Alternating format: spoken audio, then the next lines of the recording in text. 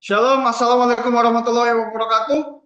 Selamat sore Tribuners, kembali lagi bersama saya Doni Yosua di Live Report Tribun Toraja edisi Senin 10 Maret 2025. Kita masuk ke berita pertama Tribuners. Sekda Toraja Utara Salvius Pasang mengaku pihaknya tidak tahu soal lahan RSUD Pomtiku di Buntu Mapaken yang ternyata disewakan untuk membangun menara pemancar telekomunikasi.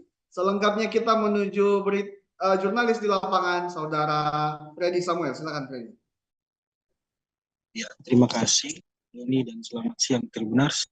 Jadi benar bahwa Sekda Toraja Utara Bapak Salvius Pasang ketika dikonfirmasi pada saat peletakan batu pertama pembangunan RSUD Pomtiku di Marante beberapa waktu lalu, ketika itu ia membenarkan bahwa tidak mengetahui terkait aset daerah yang dimana dalam hal ini lahan RSUD Pomtiku di Mapaken, Kecamatan Talung Lipu, disewakan oleh Direktur Rumah Sakit atau RSUD Pomtiku yang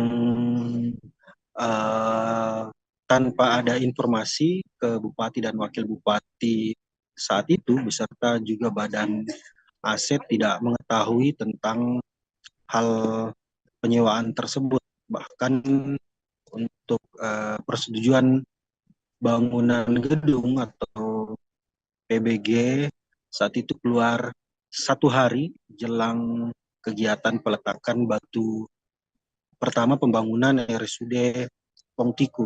Dan juga di Tribun Toraja melihat atau menjumpai Direktur Rumah Sakit Pomtiku di kegiatan peletakan batu pertama tersebut. Namun ia enggan memberikan komentar, bahkan lari ketika ingin ditemui oleh awak media. Bahkan pagi ini juga belum ada konfirmasi terkait hal tersebut, apakah penyewaan lahan RSUD Pomtiku ini masuk di kas daerah atau seperti apa, belum juga ada informasi dari Direktur Rumah Sakit Pomtiku itu sendiri.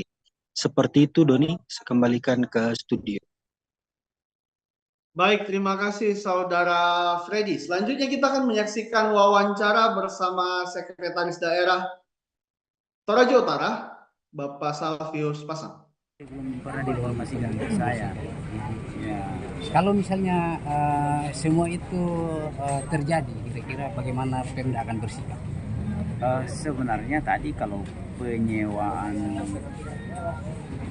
lahan milik pemerintah, ya mestinya pemerintah yang sah, yang punya kewenangan, yang bisa menyewakan itu pun ya harus memenuhi syarat kriteria, dan paling tidak kalau itu lahan tidak digunakan, ya, jadi saya kira tidak serta-merta disewakan. Ya, ya, itu pengetahuan saya harusnya seperti itu, termasuk prosesnya, prosedurnya. Iya.